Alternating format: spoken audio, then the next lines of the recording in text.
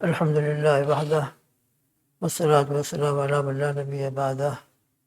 ونشهد أن لا إله إلا الله وحده لا شريك له ونشهد أن سيدنا وحبيبنا وسندنا ومولانا محمدا عبده ورسوله صلوات الله وسلامه على سيد الأولين والآخرين إمام الأنبياء والمرسلين قائد الغر المحجلين إلى جنات النعيم سيدنا محمد وعلى آله وأصحابه وأزواجه وأتباعه أجمعين وبارك وسلم تسليما كثيرا كثيرا. أما بعد فأعوذ بالله من الشيطان الرجيم. بسم الله الرحمن الرحيم. الحمد لله رب العالمين الرحمن الرحيم مالك يوم الدين إياك نعبد وإياك نستعين. صدق الله العظيم. وقال الله تعالى في مقام آخر وفي الأرض آيات للموقنين وفي أنفسكم أفلا تبصرون. صدق اللہ العظیم. بزرگان محترم عزیز دوستو بزرگوں، یہ سورہ فاتحہ کی پہلی جو آیت شریفہ ہے، الحمدللہ رب العالمین، تمام تعریفیں اللہ ہی کے لیے ہیں جو سارے جہانوں کا پالن ہار ہے۔ اس کے اوپر اللہ کی توفیق سے جو باتیں ذکر کی گئی ہیں، اللہ کرے میرے دل میں، آپ کے دل میں اور پوری امت اور پوری انسانیت کے قلوب کے اندر اللہ کی عظمت اور بڑائی آ جائے کہ اللہ کیسے عظمت اور کبریائی والے ہیں، اور یہ عظمت اور کبریائی ان کی ذاتی ہے، کسی کے دینے سے نہیں ہے۔ دنیا میں تو انسان جب دوسرے اس کی عزت کرتے ہیں تو معزز بن جاتا ہے، ووٹنگ مل گئی تو چیئرمین بن گئے، کرسی مل گئی، اور ذرا سا لوگوں کا ان سے رجحان الٹا ہو گیا تو وہ کرسی کی حالت میں ہو جاتے ہیں۔ آج کرسی پر ہیں، کل جیل میں ہیں، تو لوگوں کی دنیا کی عزت کا تو یہ حال ہے، مگر اللہ کی قسم، اللہ کی عزت اور کبریائی ان کی اپنی ذات ہی ہے۔ پوری کائنات اگر اللہ تعالیٰ کی مطیع اور فرما بردار اور 24 گھنٹے سجدے میں اللہ کے سامنے پڑی رہے تو پوری مخلوق کی عبادتوں کی وجہ سے بھی اللہ کی کبریائی اور بڑائی کے اندر ایک رائی کے برابر اضافہ اور زیادتی نہیں ہوگی، ایک رائی کے برابر بھی۔ اور اس کا عکس ہو جائے، بیت اللہ شریف کے اندر بت رکھ دیا جائے، جیسے ایک زمانے میں رکھے رہے، مدتوں تک پڑے رہے، شرک اور کفر بیت اللہ میں ہوتا رہا،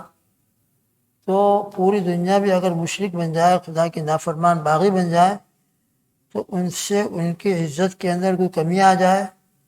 اور ان کی بڑائی اور ان کی عظمت میں کمی آ جائے، یہ بھی ناممکن ہے۔ وَلَهُ الْكِبْرِيَاءُ فِي السَّمَاوَاتِ وَالْأَرْضِ وَهُوَ الْعَزِيزُ الْحَكِيمُ۔ لہذا جب ہمارا رب اتنی عظمت والا ہے، اتنی بڑائی و کبریائی والا ہے، اور یقین ہے یہ کوئی افسانے نہیں ہے، کوئی جوک نہیں ہے، معاذ اللہ، یہ بالکل ایمان ہے اور ہمارے حقائق ہیں بالکل۔ اس لیے اللہ سبحانہ و تعالیٰ کے احکامات، قرآن مجید کے احکامات، اور پھر رسول اللہ صلی اللہ تعالیٰ علیہ وسلم نے جو احادیث مبارکہ کے اندر امتوں کو ہدایت دی ہے، احکامات بیان فرمائے ہیں، ایک ایک حکم ہمارے لیے پہاڑوں سے بڑھ کر ہے۔ پوری دنیا کے بڑے بڑے فلاسفر جمع ہو جائیں اور وہ کوئی بات کہیں سب مل کر، ان تمام کی باتوں سے بڑھ کر اللہ کا ایک حکم ہے۔ لہذا ہمارے دلوں کے اندر اللہ کے قرآن پاک کی عظمت، اللہ کے احکامات کی بڑائی، اللہ کا حکم آ جائے تو فوراً ہمارے آنکھیں اور ہمارے سر اس کے سامنے جھک جائیں، دل جھک جائے ہمارے۔ اللہ عمل کی توفیق دے دے، بہت اچھی بات ہے، ورنہ فوراً آمنا وصدقنا، سمعنا واطعنا، سمعنا واطعنا۔ ہماری عقل کے اندر شریعت کے احکام آئے یا نہ آئے، شریعت کا وہ حکم میری مرضی کے مطابق ہو یا نہ ہو، اس وقت تو ہم سمعنا واطعنا ہی کہیں کہ اللہ میں نے سنا اور اطاعت کی۔ اب اس کے بعد اللہ تعالیٰ عمل کی توفیق دے دے، نور نرا نور، الحمدللہ مقصد بھی حاصل ہو گیا۔ لیکن خدا نہ خواستہ شروع ہی سے ہمارے دل میں انکار آ جائے اور شروع ہی سے ہمارا دل اس کو نہ ماننے والا ہو، تو یاد رکھے یہ مومنین کی صفت نہیں ہے۔ قرآن مجید کا مطالعہ کر لیں، یہ یہودیوں کی علامت اور ان کی صفت بیان کی گئی ہے۔ ان کی زبانوں پر آتا تھا سمعنا وعصینا، سمعنا وعصینا وقالوا قلوبنا غلف، کہتے تھے کہ ہم نے سنا تو صحیح لیکن ماننے والے نہیں ہم لوگ۔ وعصینا، ہمارے دلوں پر پردے پڑے ہوئے ہیں، آپ کی بات ہمارے دل میں اترتی نہیں ہے۔ معاذ اللہ ثم معاذ اللہ، ہمارے ایمان کی یہ کیفیت نہ ہو، ہمارے ایمان کا یہ حال نہ ہو، بلکہ ہمارے دلوں کے اندر اللہ کی عظمت، اللہ کی بڑائی و کبریائی، رسول اللہ صلی اللہ علیہ وسلم کی اتنی محبت، اتنی عظمت ہو کہ جیسے ہی قرآن کا کوئی حکم آ جائے، حدیث شریف کا کوئی حکم آ جائے، فوراً ہمارے سر جھک جائیں، ہمارے دل جھک جائیں، اور عمل کی توفیق مل جائے، نور علی نور، عمل کی توفیق نہ مل رہی ہو تو بھی اس پر ہم کو ندامت ہو کہ اللہ آپ کا میں حکم بہت دنوں سے سن رہا ہوں، قرآن پاک کی آیتیں بہت دنوں سے میں سن رہا ہوں، سنتوں کا تذکرہ ہو رہا ہے، یہ سنت ہے، یہ سنت ہے، یہ سنت ہے، یہ سنت ہے، مگر ابھی تک میں اس پر عمل پر نہیں آ سکا۔ اے اللہ میری کوتاہی ہے، میں اس پر نادم ہوں، تو اس پر ندامت اور کوتاہی کا اعتراف اور توبہ استغفار کی برکت سے انشاءاللہ کبھی نہ کبھی اللہ توفیق دے دیں گے عمل کی۔ لیکن جو نافرمانی ہو رہی ہے، خدا نہ خاصہ نافرمانی شروع سے ہو، ماننا ہی نہیں ہم کو، تو وہ بات نہیں ہوگی۔ تو ایمان والا کبھی بھی ایسا نہ کہے کہ مجھے نہیں ماننا ہے۔ بس ایمان والے کی صفت یہ ہے کہ سمعنا واطعنا غفرانک ربنا، کہ ہم نے مانا، سنا، اور اس کے بعد یہ اللہ کوئی کوتاہی ہو رہی ہے ہم سے، عمل نہیں ہو رہا ہے، اس پر ہم نادم ہیں اور آپ سے مغفرت کے طلبگار ہیں۔ تو خیر بہرحال یہ صفت اور یہ ایمانی کیفیت اللہ مجھ کو اور آپ کو نصیب فرمائے، اور اللہ کرے جو باتیں مذاکرے میں آئی ہیں اور ایسے ہم سنتے رہتے ہیں ماشاءاللہ ایمان کی باتیں، اللہ کی عظمت و کبریائی کی باتیں، اللہ کرے وہ ہمارے دل کا یقین بن جائے، ہمارے دل کی گہرائیوں میں اتر جائے۔ تو بہرحال اسی ضمن کے اندر غور و فکر کے اوپر کچھ بات آئی تھی، یتفکرون فی خلق السماوات والارض، مولانا طارق زمین صاحب وغیرہ کے حوالے سے کچھ باتوں کا تذکر آیا تھا کہ یہ فضا اور یہ آسمان کتنا بڑا ہے، کتنی بڑی ہے۔ یہ آیت شریفہ سورہ ذاریات کی جو ابھی آپ کے سامنے پڑھی ہے، وفی الارض آیات للموقنین وفی انفسکم افلا تبصرون، اللہ جل جلالہ و نوالہ نے ان دو آیتوں کے اندر خود انسان کو آسمان اور پہاڑ اور فضا، یہ تو اوپر کی چیزیں ہیں، انسان جہاں ہمیشہ رہتا ہے، ہمیشہ انسان زمین پر ہی رہتا ہے، ہر وقت زمین اس کے سامنے ہے، تو زمین آسمان سے زیادہ اس کے قریب ہے۔ تو اللہ تعالیٰ فرما رہا ہے کہ تم خود زمین میں غور کرو، وفی الارض آیات للموقنین، زمین میں بہت سی نشانیاں ہیں یقین کرنے والوں کے لیے، ایمان لانے والوں کے لیے، کہ تم زمین کو دیکھو، اور پھر اس کے بعد وفی انفسکم افلا تبصرون، زمین سے بھی تم سے زیادہ تمہارا نفس قریب ہے، تمہاری باڈی، تمہارا جسم زمین سے بھی قریب ہے، تم اپنے اس جسم کو تو ہمیشہ اٹھائے لیے پھرتے ہو، وہ ہر وقت تمہارے ساتھ ہے۔ تو ان دو چیزوں میں اللہ سبحانہ وتعالیٰ نے غور و فکر کی دعوت دی ہے کہ تم زمین میں غور و فکر کرو تو تم کو ہماری قدرت کی نشانیاں بے شمار نظر آئیں گی۔ زمین کو دیکھو، اول تو دیکھو کہ زمین کو اللہ نے کیسی عجیب و غریب بنائی ہے، کیسی عجیب و غریب، آپ کھودو تو کھد جاتی ہے، اتنی سخت بھی نہیں ہے کہ آپ کو مکان بنانا ہو اور آپ کھود رہے ہیں اور بڑے بڑے پھاوڑے لے کر تیار ہو گئے، اس کے بعد نہ معلوم کیا کیا کاریگری کر دی، مگر ٹوٹتے ہی نہیں ہے۔ اگر زمین ایسی ہوتی تو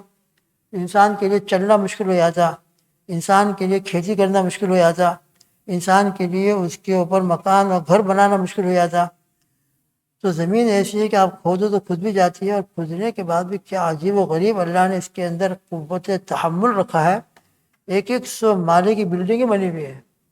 کتنی بڑی بڑی بلڈنگیں بنی ہوئی ہیں، زمین کے اندر کیسی اللہ نے قوت رکھ دی ہے کہ اس تمام بوجھ کو اٹھائے ہوئے دھس نہیں جاتی، اور زمین ختم نہیں ہو جاتی وہاں سے، ہزاروں کروڑوں من اور بلینوں بلینوں من اس کے اوپر بلڈنگوں کا سامان ہے، وزن ہے، مگر اللہ نے اس کے اندر یہ برداشت اور قوت کی طاقت رکھی ہے کہ آپ کیسے کیسے مکان بنا رہے ہیں اور کیسی کیسی بلڈنگیں بنا رہی ہیں، آپ کے مکان اور بلڈنگیں کھڑی ہوئی ہیں، اور اتنی نرم بھی نہیں بنائے زمین کو کہ آپ اس وقت چلنا شروع کرو تو آپ چل نہ سکیں۔ کبھی آپ نے دیکھا ہوگا بعض مرتبہ دلدل ہوتا ہے سمندر کے کنارے، کیچڑ جیسی ہوتی ہے کہ انسان جتنا ذرا زور لگاتا ہے نیچے دھستا چلے جاتا ہے، اس کے لیے پیر اٹھا کر چلنا مشکل۔ اگر زمین کو دلدل کی طرح ایسی نرم بنائی ہوتی تو انسان کے لیے رہنا مشکل، چلنا مشکل، گھر بنانا مشکل، نہ معلوم کیا کیا مشکلات پیش آتی۔ تو زمین کو دیکھو اللہ سبحانہ وتعالیٰ نے کیسی توازن کے ساتھ اپنی قدرت سے بنایا ہے کہ انسان اس پر جو کام کرنا چاہتا ہے، گھر بنانا چاہتا ہے گھر بناتا ہے، آگ جلا کر اس پر کھانا پکانا چاہتا ہے تو آگ جلا کر کھانا پکاتا ہے، اور نہ معلوم کیا کیا اس کے ساتھ اس کی راحت وابستہ ہے۔ اور پھر اس زمین کو دیکھو تو اس پر کتنے ہزاروں قسم کے درخت، ہزاروں قسم کے پھول و فروٹ، پھول ہیں، پھل ہیں، کیسے کیسے اناج ہیں، کیسے کیسے اس پر جانور ہیں، اور کیسے کیسے اس کے اوپر اللہ پاک نے اندر کیا کیا چیزیں بھر دی ہیں۔ پیٹرول اندر ہے، آئل اندر ہے، سونا اندر ہے، سلور اور گولڈ اور نہ معلوم کیا کیا ہیرو اور جواہرات، نہ معلوم کیا کیا چیزیں زمین کے اندر سے نکلتی ہیں۔ اللہ سبحانہ وتعالیٰ نے زمین کے اندر کیا کیا خزانے بھر دیے ہیں۔ زمین کالی مٹی ہے، اس کے اوپر انسان محنت کرتا ہے، کوشش کرتا ہے، فارمر کسان محنت کرتا ہے، کیا کیا اس پر سے پھل پیدا ہوتے ہیں۔ تو بہرحال انسان زمین کے اوپر بھی غور کرے تو اللہ کی قدرت کی نشانیاں زمین کے اندر بھی اس کو نظر آئیں گی، اور یقیناً وہ زمین کے ان پھل فروٹ کو دیکھ کر، زمین کے ان اقسام کو دیکھ کر، زمین کے اوپر یہ پانی اور نہریں اور ندیاں اور نالے اور کنویں کو دیکھ کر یقیناً اس کا دل گواہی دے گا کہ ان تمام چیزوں کا بنانے والا بھی کوئی وہ ہے، اور وہ کون ہے؟ اللہ ہی ہے، ایک ہی ہے جس نے ان تمام چیزوں کو بنایا۔ پھر اس کے بعد اللہ تعالیٰ نے خود انسان کو اپنے نفسوں کے اندر غور کرنے کی دعوت دی۔ وفی انفسکم افلا تبصرون، کیا تم اپنے نفسوں کے اندر غور و فکر نہیں کرتے؟ کیا تم دیکھتے نہیں ہو کہ اللہ نے تم کو کیسے بیلنس کے ساتھ بنایا ہے؟ احسن تقویم، بہترین سب سے صورت کائنات کے اندر اللہ نے انسان کو دی ہے۔ اس کی جو اللہ نے فٹنگ کی ہے، اس کے اعضاء و جوارح کو، آنکھوں کو، کان کو، دل و دماغ کو، ہاتھوں کو، پیروں کو کس انداز سے بنایا ہے۔ ایک ایک اس کا عضو اور ایک ایک اس کے جسم کا پارٹ اس قابل ہے کہ اگر انسان اس پر غور و فکر کرنے لگے تو دفتر کے دفتر بھر جائے، لکھنا شروع کرے۔ میڈیکل سائنس کو آپ دیکھ لیجئے، ان پر کتنی بڑی بڑی کتابیں لکھی ہوئی ہیں۔ یہ پوری کی پوری بڑی بڑی کتابیں کس کے لیے ہیں؟ ایک انسان کے لیے۔ ایک انسان کے باڈی کے اوپر کیسی کیسی کتابیں لکھی گئی ہیں۔ تو یہ پوری کی پوری کتابیں زبردست جو میڈیکل سائنس کی لکھی گئی ہے، طب کے اندر لکھی گئی ہے، یہ تمام کے تمام انسانی اعضاء کی تشریح ہے، اور انسانی اعضاء کے اندر کیا کیا فوائد ہے، اس کے اندر کوئی نقصان آ جائے تو کیا اس کا علاج ہے۔ یہ پورا کا پورا ایک انسان کس نے اس کو پیدا کیا، اس کی پیدائش سے لے کر اس کی موت تک کے جو حالات ہیں۔ ایک بچہ پیدا ہوتا ہے بالکل بے سمجھ، اس کو ایک پیسے کی اور ایک پینی کی سمجھ نہیں ہوتی، لیکن یہی بچہ جب بڑھتا ہے ماشاء اللہ حضرت بیٹھے ہوئے ہیں، کوئی عالم ہے، کوئی حافظ ہے، کوئی مفتی ہے، کوئی انجینئر ہے، کوئی ماشاء اللہ بہترین قسم کا ڈاکٹر ہے۔ کتنی اللہ نے اس کو دماغ دیا، کیسے اللہ تعالیٰ نے اس کو سمجھ دی۔ اگر یہ سمجھ نہ ہوتی، یہ عقل نہ ہوتی، تو یہ بڑے بڑے ڈگریاں اور بڑے بڑے کام اور بڑے بڑے چیزیں جو پوری کائنات کو اور تمام بڑے بڑے جانوروں کو مسخر کیے ہوئے ہیں۔ یہ ہاتھی جیسا جانور جب ہم بیٹھتے ہیں سواری کے اوپر، اللہ تعالیٰ نے ہم کو سواری کی جو دعا بتائی ہے، سبحان الذی سخر لنا ھذا وما كنا له مقرنین۔ پہلے زمانے کی سواریاں کیا تھی؟ یہی خچر تھے، یہی گھوڑے تھے، یہی ہاتھی تھے، یہی اونٹ تھے۔ یہ اتنا بڑا اونٹ، اتنا بڑا ہاتھی، یہ تمہارے اوپر، تم اس کو چل کر بیٹھ گئے، یہ تم کو عقل دی، عقل اللہ نے سمجھ دی، اسی کے نتیجے میں تمہارے لیے مسخر ہے۔ اللہ نے مسخر کیا تو تمہارے مسخر ہو گئے۔ تو بہرحال یہ انسان چھوٹا سا بچہ پیدا ہوتا ہے، اس کی پیدائش کی تخلیق کے جو مرحلے ہیں اس کو بھی اللہ نے بیان کیا ہے۔ پیدائش کے بعد پھر اللہ تعالیٰ اس کو سمجھ دیتا ہے، عقل دیتا ہے، اس کے اندر سمجھ بوجھ کی صلاحیت پیدا ہوتی ہے، اور کیسے کیسے اللہ تعالیٰ اس کے اندر صلاحیتیں پیدا کرتا ہے، اور کیسے کیسے اس کے اندر ماشاءاللہ اخلاق آتے ہیں۔ بہرحال انسان کو اللہ تعالیٰ نے خود اس کے اپنے جسم کے اندر غور و فکر کی دعوت دی ہے۔ انسان اپنے ہاتھوں کو دیکھے، ہاتھ کان کو دیکھے، آنکھوں کو دیکھے، اس پر اللہ کا شکر ادا کرے کہ رب ذوالجلال آپ نے کیسی کیسی نعمتیں مجھ کو دی ہیں۔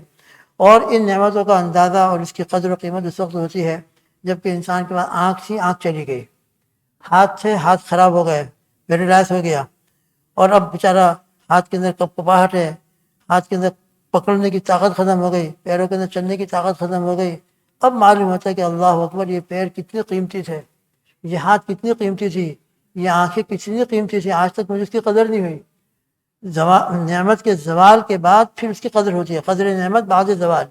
ابھی تک ہم کو قدر نہیں کہ میری آنکھ ہے، کتنی بڑی نعمت ہے، میری عقل دماغ موجود ہے، کتنی بڑی نعمت ہے۔ اگر پاگل بن جائے انسان، مجنون بن جائے، پھر دیکھو پاگلوں کو کیا ان کی حالت ہوتی ہے، کیا ان کی زندگی، ان کے افعال ہوتے ہیں۔ پیر ہیں، ہاتھ ہیں، جب یہ ظاہر ہو جاتے ہیں، ختم ہوتے ہیں، پھر اس کی نعمت کی قدر ہوتی ہے۔ تو اللہ تعالیٰ یہی کہنا چاہتے ہیں کہ ان نعمتوں کے زوال کے بعد تم کو اس کی قدر معلوم ہوگی، ابھی قدر سمجھو، ابھی تم اس کی قیمت کو سمجھو، اور اس کی قیمت کو سمجھ کر غور و فکر کرو کہ پھر میں نے تم کو کیوں پیدا کیا ہے، اب یہ مقصد تخلیق کیا ہے، اس پر غور و فکر کرو کہ انسان کو اللہ نے اتنی بڑی بڑی صلاحیتیں دی، اتنی تمام چیزیں، هو الذی خلق لکم ما فی الارض جمیعا، آسمان اور زمین کی جتنی چیزیں وہ سب تمہارے لیے پیدا کی ہیں، سب تمہاری تو تمہاری پیدائش کے کیا مقصد ہے؟ تو انسان اپنی پیدائش کے مقصد کو سمجھے، وما خلقت الجن والانس الا لیعبدون الا لیعرفون، انسان اور جناتوں کی پیدائش کا مقصد اللہ کی معرفت، اللہ کی عبادت ہے، لہذا انسان کے ظاہری جسم کے اعتبار سے بھی اللہ کو پہچاننا ہے اور اللہ کی ان دی ہوئی نعمتوں کو نعمت سمجھ کر اس کا شکر ادا کرنا ہے، اور پھر اللہ کی ان دی ہوئی نعمتوں کو جو مقصد تخلیق ہے،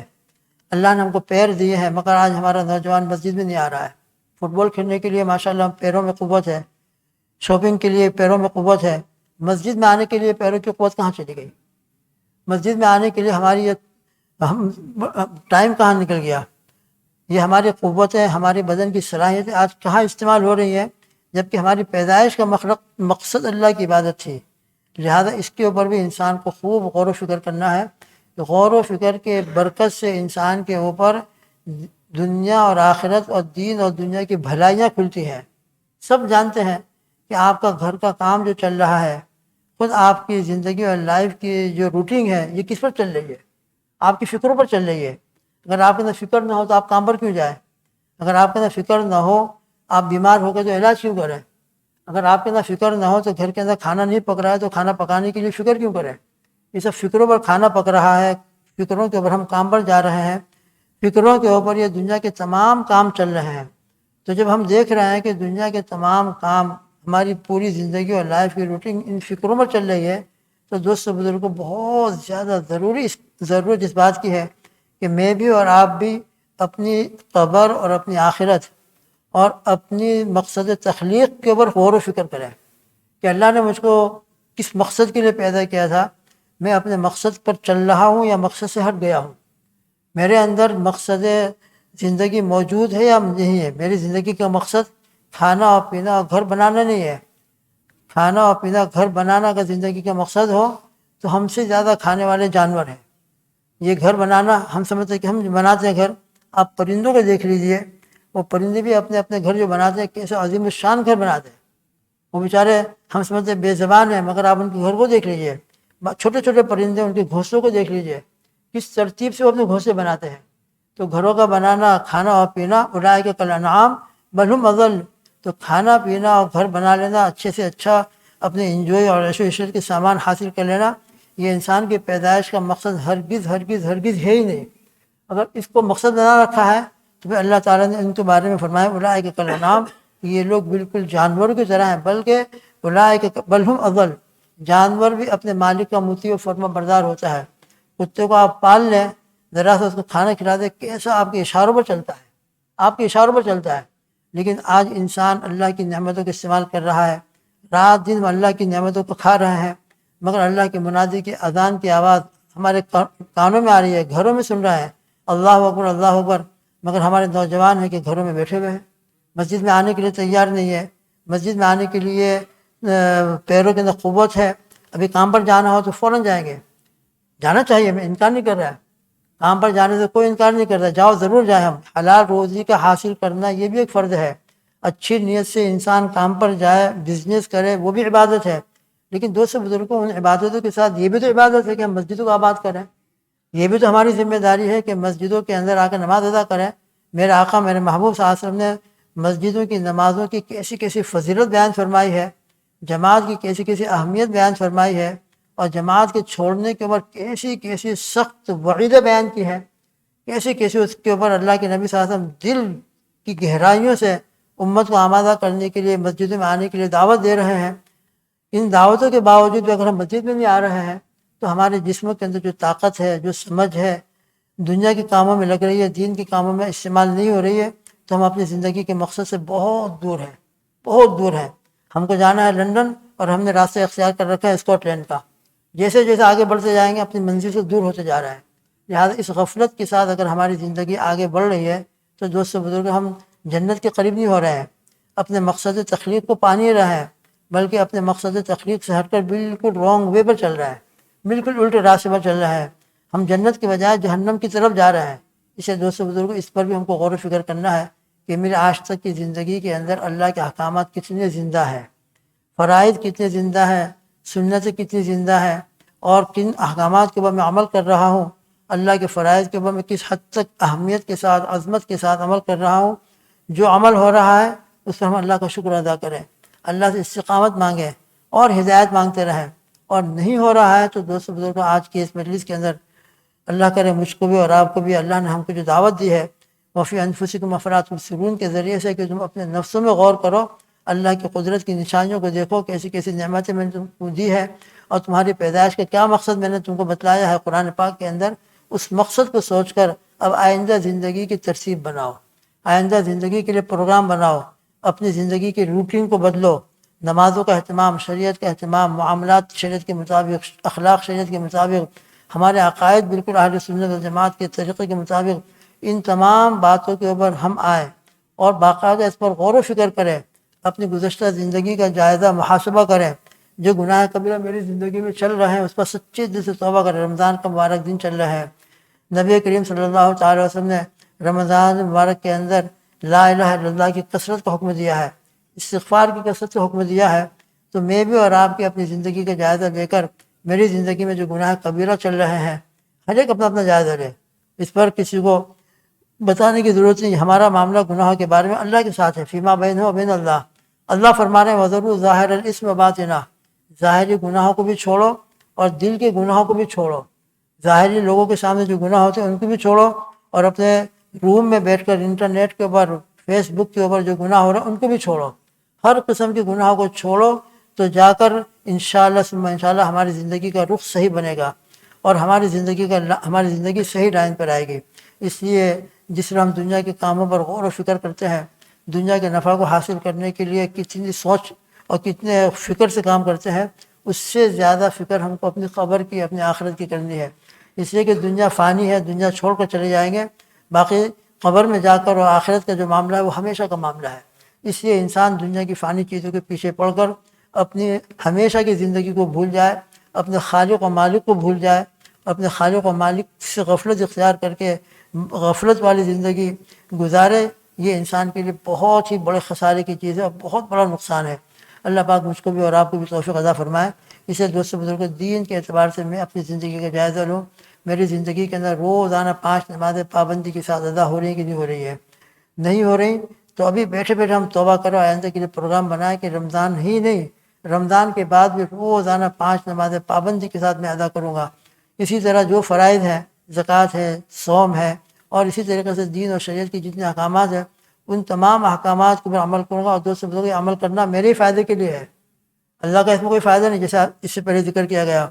میری عبادت سے اللہ کا کوئی فائدہ ہو رہا ہو؟ ہرگز نہیں۔ عبادت کروں گا، اطاعت کروں گا، اللہ کے حبیب صلی اللہ علیہ وسلم کی سنتوں کو اختیار کروں گا، یہ سنتوں کے راستے ہم کو جنت کے راستے پر چلائیں گے اور جنت تک لے جائیں گے انشاءاللہ۔ اور سنتوں کے راستوں کو چھوڑ کر ہم غیروں کے طریقوں کو اختیار کریں گے،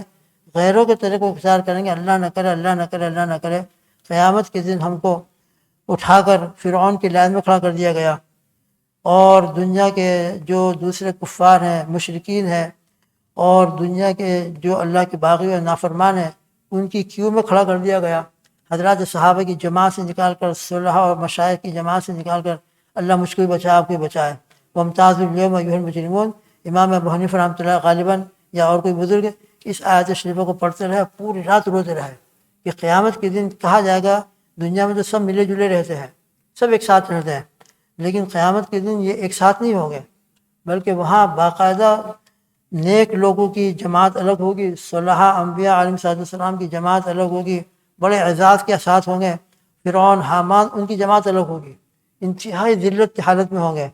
وہاں پر یہ اختلاط نہیں ہوگا جو دنیا میں ہے، بلکہ وہاں تو سب کو الگ کر دیا جائے گا۔ تو وہاں پھر کس کو کس کے ساتھ رکھا جائے گا؟ من تشبہ بقوم فہو منہم، میرے آقا محبوب صلی اللہ تعالیٰ علیہ وسلم نے ارشاد فرمایا کہ جو جس قوم کی مشابہت اختیار کرے گا، طور طریق میں، ڈریس میں، اپنی زندگی کے کاموں کے اندر وغیرہ وغیرہ، جس نے بھی دوسرے کے طریقے کو اختیار کیا ہے، سنتوں کو چھوڑا ہے، معاذ اللہ ثم معاذ اللہ، اللہ حفاظت فرمائے، کہیں قیامت کے دن من تشبہ بقوم فہو منہم کے نتیجے کے اندر ہم کو اللہ کے باغیوں کی صف میں کھڑا کر دیا گیا، تو ان کی کیو کے اندر، ان کی لائن کے اندر لگا دیا گیا، تو ہمارا کیا حال ہوگا، کیا ٹھکانہ ہوگا؟ اللہ پاک میری اور آپ کی حفاظت فرمائے۔ اسے دوستوں بزرگوں، ہم اس پر بھی غور و فکر کریں اور خوب غور و فکر کریں، اللہ کے حبیب صلی اللہ علیہ وسلم کی ایک ایک سنت کو اختیار کرنے کی ہم کوشش کریں، اپنے گھر والوں، اپنے بچوں کے بارے میں فکر کریں کہ میرے بچے کس لائن پر چل رہے ہیں، میرے گھر والے کس راستے پر چل رہے ہیں، ہماری ماں بہنیں غور و فکر کریں، ہماری بہنیں غور و فکر کریں کہ ہماری زندگی کس رخ پر چل رہی ہے۔ صحابیات بنات طاہرات حضرات صحابیات کے طریقے پر ہیں، یہ ہم امہات المومنین حضرت فاطمہ الزہرا رضی اللہ تعالیٰ عنہ جو جنت کی عورتوں کی سردار ہیں، کیا ہم ان کے طریقوں کو چھوڑ کر زندگی اختیار کر رہے ہیں یا ان کے طریقے پر چل رہے ہیں؟ حضرات صحابہ حضرات حسنین رضی اللہ تعالیٰ عنہ جنت کے نوجوانوں کے سردار ہیں، ہم حضرات حسنین کی زندگی کو سامنے رکھیں کہ ہم حضرت حسن حسین رضی اللہ تعالیٰ عنہ کے طور طریقے پر چل رہے ہیں یا نافرمانوں کے طریقے پر چل رہے ہیں۔ لہذا ہم اپنے لیے، اپنے بچوں کے لیے اور اس سے آگے بڑھ کر کنتم خیر امۃ اخرجت للناس، اپنے محلے والوں کے لیے، پوری امت کے لیے ہم فکر کریں، پوری امت کی فکر لے کر چلیں۔ تو ان فکروں کے ساتھ اگر ہماری زندگی گزرے گی تو انشاءاللہ مقصد زندگی حاصل ہوگا، مرتے ہی انشاءاللہ پھر ہمارے لیے راحت ہی راحت ہے۔ دنیا کی یہ چند روزہ زندگی کے اندر مجاہدے، عبادتیں، اطاعتیں، فرما برداری اور اللہ کی مان کر چلنے کے اندر پھر ہمیشہ ہمیشہ کی راحت ہے۔ نزلا من غفور الرحیم، اللہ کے مہمان بن کر رہیں گے۔ وَلَكُمْ فِيهَا مَا تَشْتَهِي أَنفُسُكُمْ، پھر جو چاہے ملے گا۔ دنیا میں انسان جو چاہے ملے گا، اس پر چلے گا تو آخرت کے اندر بربادی بربادی ہے۔ دنیا میں پابندی اختیار کر لے گا، شریعت کی پابندی اختیار کر لے گا، اپنے جذبات کو چھوڑ دے، اپنے دل کے خواہشات کو ترک کر دے، بس اپنے آپ کو اللہ کا غلام بنا دے، اللہ کے پیارے حبیب صلی اللہ علیہ وسلم کی سنتوں کا شیدائی بنا دے، ان کا غلام بنا کر بس زندگی گزارے۔ اللہ کا غلام بن کر، اللہ کے حبیب صلی اللہ علیہ وسلم کی سنتوں کا متبع بن کر زندگی گزار لیں گے تو ہمیشہ ہمیشہ ہمیشہ کی راحت، عیش و عشرت، عزت ہوگی اور انشاءاللہ ہمیشہ کے لیے چین سکون والی زندگی ملے گی۔ اور اس کو چھوڑ کر غفلت والی زندگی، غیروں کے طریقوں والی زندگی کو اگر ہم نے اختیار کر رکھی ہے، غیروں کے طریقے اگر ہماری زندگی میں ہے تو پھر اللہ ہماری حفاظت کرے، اللہ اپنے فضل سے معاف فرما دے۔ تو بہرحال غور و فکر ہمارے لیے زندگی کے ہر موڑ پر ضروری ہے۔ اسی غور و فکر سے ہمارے دنیا کے کام چل رہے ہیں، اسی غور و فکر کے نتیجے میں ہمارے زندگی کے آخرت کے جو کام ہیں وہ بنیں گے۔ بغیر غور و فکر کے ہماری آخرت کو بنانا اور بغیر فکر کے اپنی زندگی کو آخرت کے ڈائن پر لانا مشکل ہے۔ لہذا اپنی زندگی کا ہم جائزہ لیں، توبہ استغفار کریں، سچے دل سے آئندہ کی زندگی کے لیے پروگرام بنائیں اور شریعت کی متبع بن کر زندگی گزارنے کے فیصلے اللہ سے منوا لیں۔ اللہ سے مانگیں کہ اللہ پوری زندگی آپ کا مطیع و فرما بردار بن کر زندگی گزارنے کی توفیق عطا فرما، ہمارے لیے آسان فرما، ہدایت عطا فرما۔ مانگیں، ابھی رمضان کی مبارک دن ہے، مبارک راتیں ہیں، ہدایتوں کو مانگیں، جتنا مانگیں گے انشاءاللہ اس کی برکت سے اللہ تعالی ہمارے لیے خیر کے، ہدایت کے فیصلے فرمائیں گے۔ کل آپ کے سامنے ایک بات ذکر کی تھی، افطار کے وقت ایک تو دعا ہے اللہم لک صمت و بک آمنت وعلیک توکلت وعلی رزقک افطرت، یہ بھی دعا پڑھی ہے، اس کی بھی بہت بڑی فضیلت ہے۔ فتقبل منی، اللہم اغفر لی پڑھ لیں، یا واسع الفضل اغفر لی پڑھیں، اور جو بھی دعا آپ کے دل کی مانگنا ہو مانگیں۔ افطار کے وقت خاص جب ہمارے ہاتھ میں کھجور ہو، اس مختصر وقت کے اندر ابھی بھی مانگ سکتے ہیں، 24 گھنٹے مانگنے کے ہیں، لیکن خاص جو قبولیت کا وقت ہے، اذان شروع ہو گئی ہے، اس وقت ہم افطار کے وقت میں جو دعا کریں گے انشاءاللہ وہ دعا قبول ہوتی ہے۔ ایک دعا الترغیب و ترغیب حاشیے کے اندر نقل فرمائی ہے، جہاں اللہم لک صمت و بک آمنت الی آخری دعا ہے، وہاں یہ بھی دعا نقل کی ہے ووردہ، فرماتے ما من مسلم یصوم فیقول عند افطارہ، جو مسلمان روزہ رکھے اور افطار کے وقت یہ دعا پڑھے، یا عظیم وانت الہی لا الہ غیرک،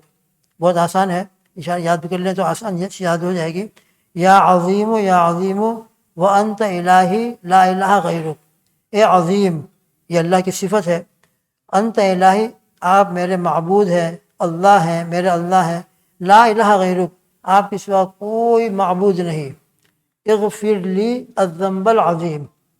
اغفر لی الذنب العظیم، اے اللہ جو میرے بڑے بڑے گناہ ہیں، وہ بڑے بڑے گناہ جو مجھ کو سیدھے جہنم میں پہنچا سکتے ہیں معاذ اللہ، ایسے بڑے بڑے گناہوں کو معاف کر دیجیے۔ اغفر لی الذنب العظیم فإنہ لا یغفر الذنب العظیم الا العظیم، اس لیے کہ بڑے بڑے گناہوں کو معاف کرنے والا بھی کون ہو سکتا ہے؟ جو بہت بڑا ہو گئی۔ دنیا کا کوئی بہت بڑا مجرم ہو، بہت بڑا مجرم ہو تو سامنے والا اگر کوئی بہت رحم دل ہے، اس کی دل کے اندر بڑی بڑی کشادگیاں ہیں اور بڑی بڑی وسعتیں ہیں، وہ تو معاف کر دے گا کہ آپ نے بڑے سے بڑا جرم کیا ہے لیکن میں معاف کرتا ہوں۔ لیکن تنگ دل انسان ہو، جو چھوٹا سا دل والا انسان ہو تو چھوٹے سے قصور کو معاف نہیں کرتا، بڑے قصور کو، بڑے گناہ ہو تو کیا معاف کرے گا، بڑی مسٹیک کو تو کیا معاف کرے گا۔ لیکن اللہ عظیم ہے، بڑی رحمت والے ہیں، لہذا ہمارے بڑے سے بڑے گناہوں کو معاف کرنے والی ذات بھی عظیم ذات ہی ہو سکتی ہے۔ تو اس دعا کے اندر یہ مانگا گیا ہے کہ اے اللہ آپ عظیم ہیں، یا عظیم و یا عظیم کہہ کر اللہ کو پکار رہا ہوں میں،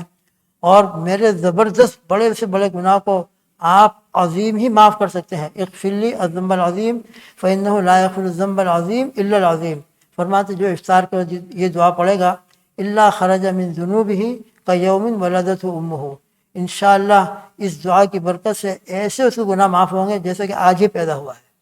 آج ہی پیدا ہوا ہے۔ لہٰذا یہ دعا ہے، اور اپنے گناہ کبیرہ کا تصور کرے، سچے دل سے اس موقع پر توبہ بھی کرے، اور آئندہ زندگی کے لیے پروگرام بنائے، تو انشاءاللہ یہ دعائیں اللہ کے حبیب صلی اللہ علیہ وسلم کے ذریعے سے اور امت کو صلحاء کے ذریعے سے جو دعائیں ملی ہیں، تو انشاءاللہ یہ دعائیں اللہ اپنے فضل سے قبول فرما لے اور ہماری زندگی کو اس کے مطابق بنا دے۔ الترغیب و ترہیب، صفحہ جو میرے پاس الترغیب و ترہیب ہے، صفحہ 88 جلد 2، وہاں پر یہ دعا ہے۔ اللہ تعالی ہم سب کو اپنے فضل و کرم سے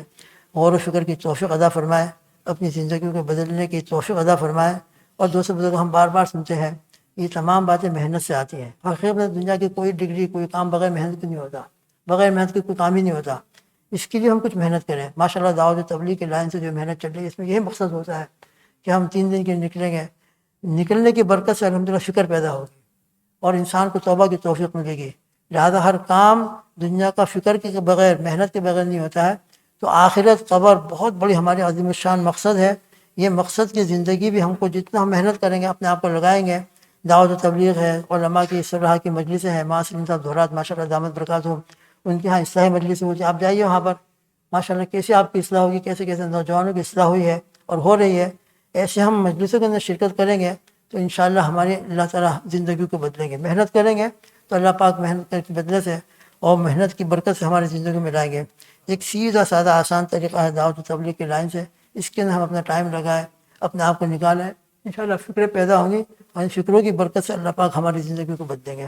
اللہ پاک مجھ کو بھی توفیق عطا فرمائے، آپ کو بھی توفیق عطا فرمائے۔ بسم اللہ الرحمن الرحیم، الحمدللہ رب العالمین، والعاقبۃ للمتقین، والصلاۃ والسلام علی سید الاولین والآخرین، سیدنا محمد وآلہ وصحبہ اجمعین۔ اللہم یا عظیم یا عظیم لا الہ یا عظیم انت الہی لا الہ غیرک